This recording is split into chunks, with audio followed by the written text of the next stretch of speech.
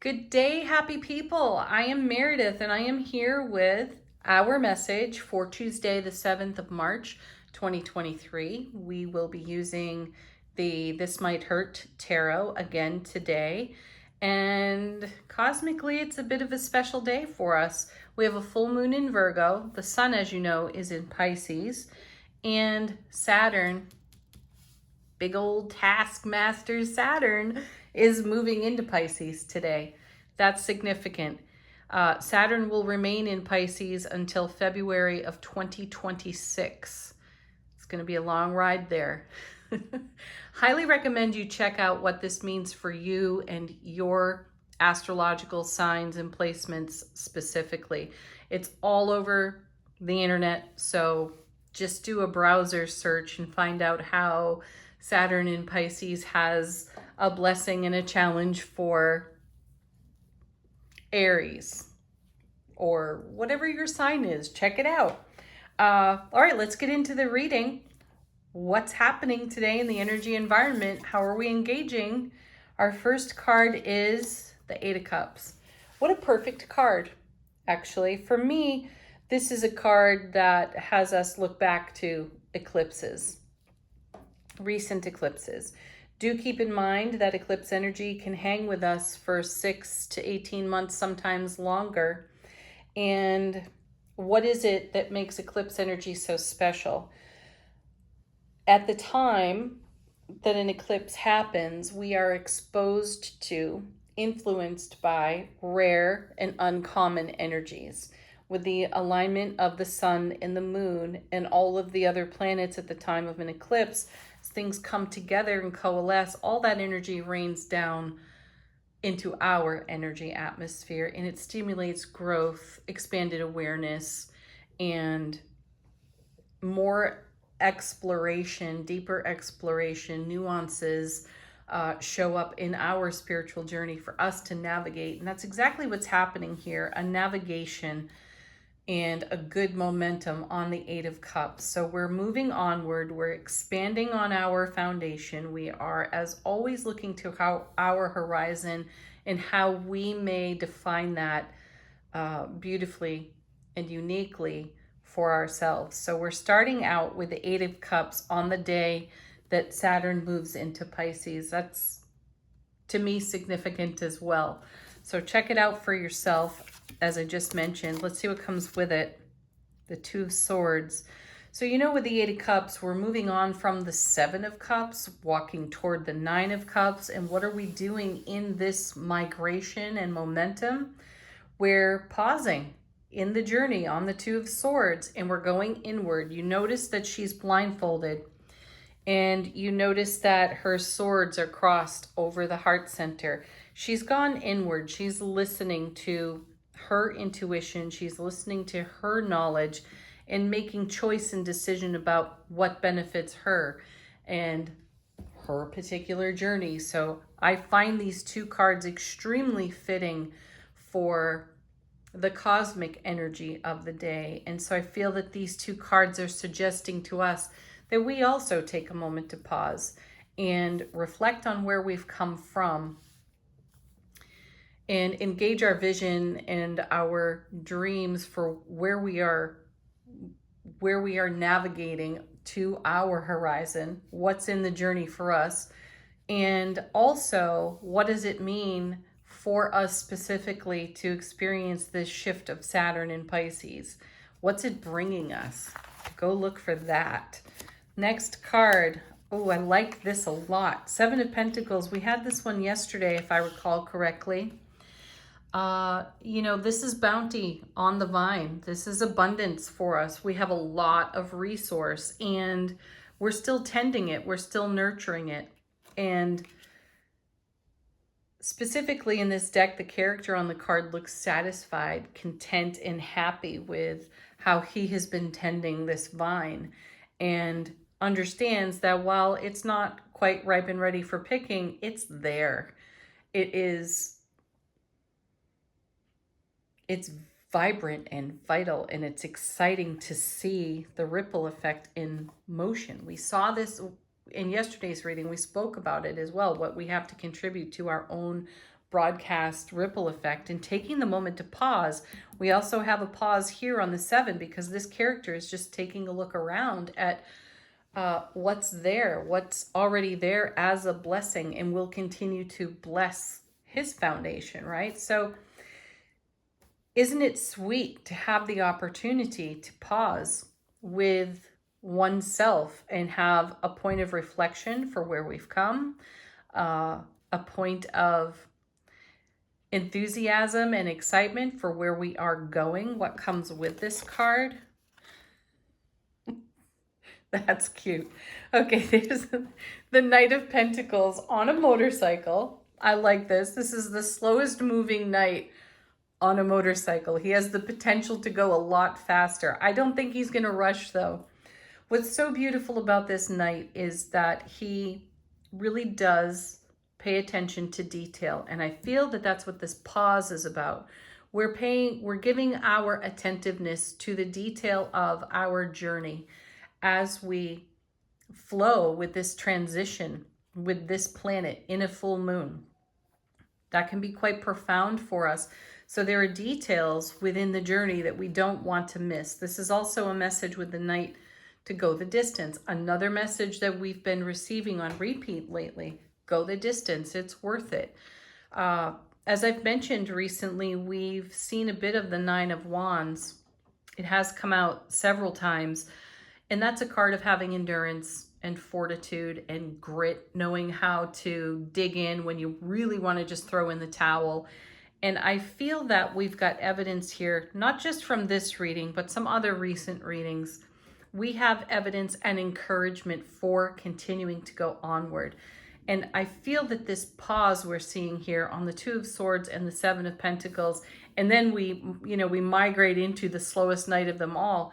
We're not rushing headlong into some odd unknown energy. We are being deliberate about our attentiveness to the energy atmosphere and how we can make the very most of it in our journey on the 8 of Cups there.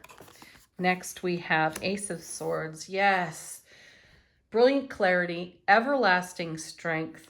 And as you know, aces have the potential to neutralize challenging energy from other cards nearby. I like that the sword is pointed right up at Saturn. We will likely need our everlasting strength and the brilliant clarity to see what Saturn is showing us, to see what Saturn is offering us in this journey. Wonderful. So the Ace and the 2 of Swords bring us a great opportunity to see with clarity as we pause and take a look at our own foundation, take a look at our own horizon, and as we move onward in the 8 of Cups, ever so slowly and deliberately, like the Knight of Pentacles. Attention to detail feels important in these cards because we're moving on the wheel of fortune. We are the divine delivery system, and you know that it's your heart happiness that fuels that wheel. So I believe we also saw justice yesterday, balancing our own scales, excuse me, and harmonizing some karmic energies. We may be doing that as well here.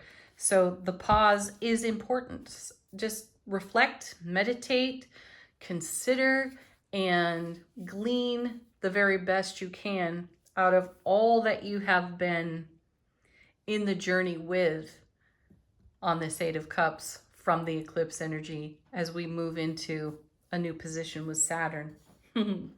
Let's take a look at what's on the bottom of the deck. We have the 9 of Pentacles. Beautiful, huh? Self-sovereignty. Love this card. It's a great harmony within self. This is the card of the self-made individual, the interdependent person, not a codependent person, someone who is in really good self-relationship. And I like seeing this card show up off the bottom of the deck because this is what we're in reflection for, and this is what we're in gratitude and appreciation with on the 7 of Pentacles. It is the cultivation of this really strong connection to self which in turn creates a really strong connection to all that is around us. Then we have the Eight of Swords. Another good card to reflect upon. Keep in mind that it is an 8, so it's in motion. We're freeing ourselves with brilliant clarity from anything that we perceived to be a mental trap. Think of an overactive ego voice, the monkey mind, right? Or the vulture thoughts even. We're setting ourselves free of this because this energy has no place in where we're going, Eight of Cups. The Ace of Swords will help us see it. Oh, wow. Okay, now we have the Five of Swords. This is a card of challenge for sure. This is an inner debate, an inner argument that gets pretty serious. And it looks pretty serious on the Eight of Swords as well, doesn't it? Anytime we've trapped ourselves in a way of thinking, being, behaving, wherever we can identify programming that limits us, holds us back, ties our hands, blindfolds us. I find it interesting. We've got 2 cards with blindfolds on them, the 2 and the 8 of Swords in this reading. I feel on the 7 of Pentacles, we've taken the blindfold off. We definitely have it off on the 8 of Cups as well. So I sense that we see very clearly, Ace of Swords, where we are headed, 9 of Pentacles, with our bounty, 7 of Pentacles. And we can reflect upon our hardships, Saturn, and take the very best of them and understand that in reflection, while we've had some really challenging, difficult moments in the journey, we, upon reflection, get to celebrate those hardships and challenges because they've shaped us into the being that we are right here, right now, able to take this journey in the first place. Thank you very much. So we may come up against some of our own mental traps, and we may have a debate within our self-relationship. Trust that you will see yourself clearly to the other side of the debate on this 5, because the next card off the bottom of the deck is the Queen of Swords. She's perfect. We're heavy with swords in this reading. And she's the perfect character to have here as well because she doesn't take any crap. I love that about the Queen of Swords. She gets a bad reputation for it because she's the one who knows how to gracefully say no, because she understands that a no is temporary, and it's temporary until the better yes comes along. She has to keep an eye out for the greater good.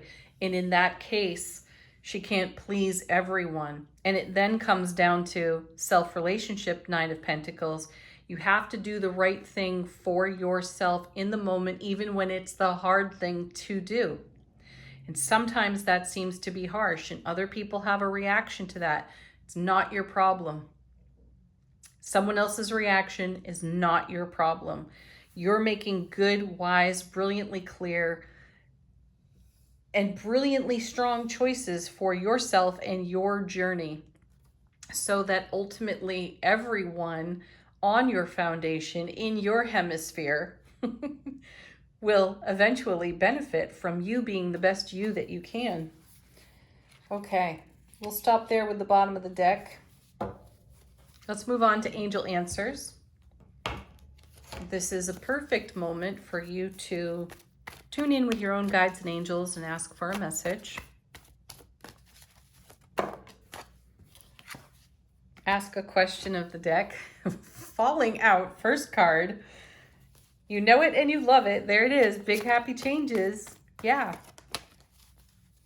I was just talking about the Wheel of Fortune, wasn't I? And our happiness being the fuel that moves that wheel. Emphatically yes, flipping over next.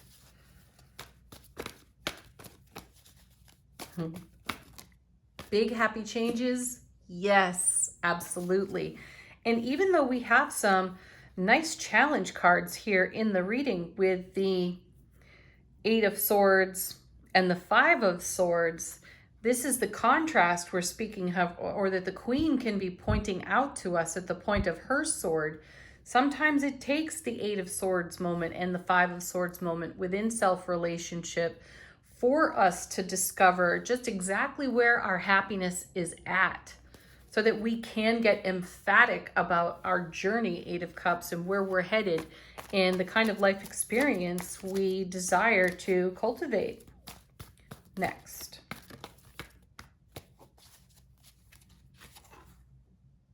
Perfect timing. Trust the universal timing of things. There's no calendar, there's no clock when it comes to our journey. It's all about inner harmony and alignment. Next card. Romance. Yeah, beautiful. You are the love of your life. You are the greatest lover of your life. No one else is going to love it like you do. So romance the heck out of yourself. This card reminds me too of the Two of Cups. Show up in the way you wish to be met. Excellent reminder on this card. All right, next. Final word on the reading. How is our soulful presence informing our waking human consciousness? Shaman's Dream Oracle.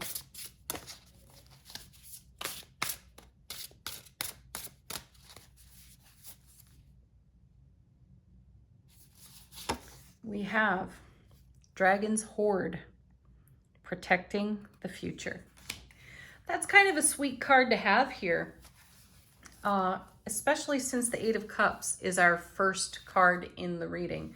This is connecting nicely to all the other cards here, especially that Five of Swords, the Eight of Swords, and the Queen of Swords, because we're on overwatch for the bigger picture of our life experience and our sphere of influence and the quality lifestyle we desire to create, cultivate, and put into a ripple effect in a broadcast for ourselves. So I like that we have a couple of cards here that have us pausing in reflection and consideration with gratitude and appreciation, because it's just that assists us in laying out the map, if you will, of our journey, Knight of Pentacles. So our journey is worthy of a pause. It's worthy of our reflection upon the bigger picture for the challenges that we face in the now moments. Eight and Five of Swords. Yes, it's there. It happens. Though there's a lot to be learned from it and a lot of benefit to be gained from it. Oh, hang on a second. One card from the bottom of the deck got left behind. I just noticed it was sitting here on the box. The cards came in. Let's see what that is. Nice. This would have been our first card pulled off the bottom of the deck. Nine of Cups, the dream card, the wish card, a fulfillment card. It's exactly where the eight is walking to, right there. So this Dragon's Hoard, protecting the future, is even more significant now because we've got our eye on the Nine of Cups and what that means for us. How sweet and beautiful. Have a lovely Tuesday. Enjoy Saturn moving into Pisces. Leave some comments about it. Tell us what's happening for you in this planetary transition taking place. Enjoy your full moon. Peace, love, happiness. Namaste.